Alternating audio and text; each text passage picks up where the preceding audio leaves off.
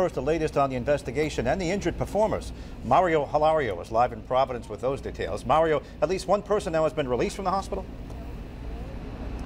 That's right, Gene. The male performer who was on the ground when this accident happened was the least seriously injured. Fire officials tell us he is out of the hospital tonight. This is the investigation is focusing on a device called a Carabiner. It's very similar to this, although the one in question is made of steel and larger. It has a gate on one side we're told was self-lock, and then the other side is solid. That's called the spine. This is where it broke, but the big question tonight remains, why?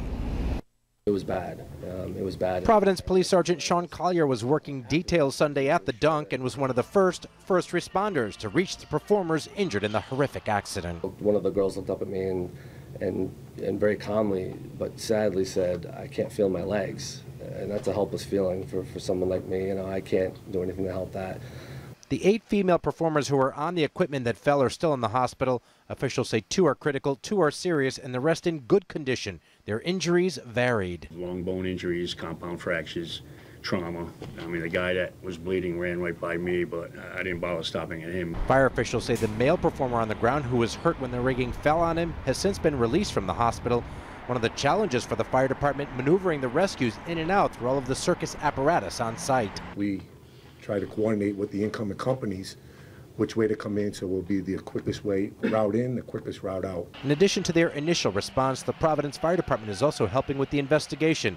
Officials are focusing on a 5-inch steel ring device called a carabiner that broke. The carabiner that failed was at the top of the chandelier. 6 cables came from the chandelier up to that single point in the carabiner, and that's the carabiner that did fail. Fire investigator Paul Doughty says the carabiner in question was rated to hold 10,000 pounds of weight, far less than the combined 1,500 pounds of the equipment and performers in this particular hang hair act. So why it broke is still under investigation. The department's assistant fire chief did tell us they use a similar device in their own training and would use more than one for that number of people. In our high-angle rescue techniques, we don't put that many people on one carabiner. Now from here, the circus is scheduled to go to Hartford, Connecticut, with shows scheduled for later this week. Feld Entertainment, which owns the circus, says it will check all of its carabiners in the unit before the next performance, and while the show will go on, it will not include the hang hair act. Reporting live in Providence, Mario Hilario, NBC 10 News.